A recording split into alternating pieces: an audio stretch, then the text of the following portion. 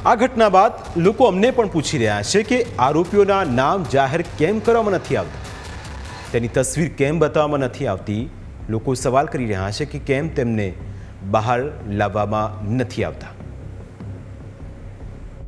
એ લોકોના નામ જાહેરો કેમ નહીં કરતા? આટલી મોટી ક્રાઇમ બ્રાન્ચ કામ કરી રહી છે, જે પણ સારું કામ કરી રહી છે, પણ જે નામો છે, માઇનોર છે, કોઈ પણ છે, એનું નામ ઇસ્યુ કરો, બહાર કાઢો તો ખબર પડે પબ્લિકને કે આનાથી આપણે સાવધાન રહેવું પડશે। આ 7-8 જણા જે કંઈ પણ છે, બરોબર ને? બીજું કોનું દબાણ છે, જેની પાછળ આ નામો સંતાઈ રહ્યા છે, કોનું દબાણ છે એ પણ બહાર આવશે, બરોબર? અમને ખાલી ફક્ત સરકાર માને સુધી એ જ વ્યક્તિ છે કે જે કંઈ હોય આનું સોર્ટ આઉટ લાવો અને આમને બહાર પહેલાં તો પબ્લિક વચ્ચે લાવવું પડશે એકવાર, બસ।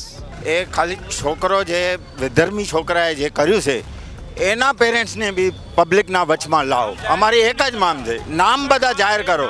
અને આપણા ગુજરાતના ગૃહમંત્રી હર્ષ સંઘવીને હું હાથ જોડીને અપીલ કરું છું કે સખતમાં સખત સજા થવી જોઈએ। પણ લોકોની આ માંગ પોલીસ સંતોષી શકે તેમ નથી, કારણ કે કાયદાથી પોલીસના હાથ પણ બંધાયેલા છે।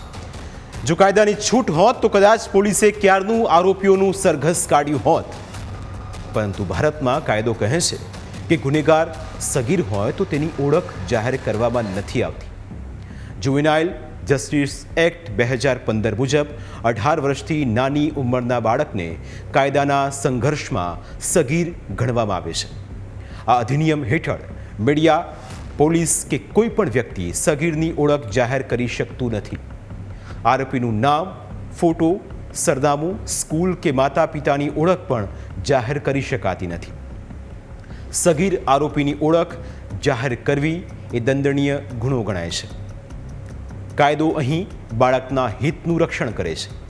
કાયદા પ્રમાણે બાળકની માનસિકતા અને વિચાર શક્તિ પૂર્ણ વિકસિત નથી હોતા। જો ઓળખ જાહેર કરવામાં આવે તો સમાજમાં તે કલંકિત થઈ શકે છે અને ભવિષ્યમાં તેનું પુનર્વસન મુશ્કેલ બને છે। સગીર ગુનેગારના કેસમાં કાયદાનો હેતુ દંડ આપવાનો નહીં, પણ તેને સુધારીને સમાજમાં ફરીથી જોડવાનો છે। જો ઓળખ જાહેર થાય તો તે બાળકના કુટુંબ પર કલંક આવે છે। યુનાઇટેડ નેશન્સના convention on the rights of the child મુજબ બાળકની ગોપનીયતા, માન મર્યાદા અને ભવિષ્યની સુરક્ષા કરવી દરેક દેશનું કર્તવ્ય છે। આમ સગીર ગુનેગારની ઓળખ જાહેર ન કરવાનો મુખ્ય હેતુ તેને એક તક મળી આપવાનો છે। તે પોતાની ભૂલમાંથી શીખીને સુધરી શકે અને ભવિષ્યમાં સારો નાગરિક બની શકે તેવી તક આપવાનો છે। અને એટલા જ માટે અમે તે આરોપીઓની ઓળખ જાહેર નથી કરી શકતા।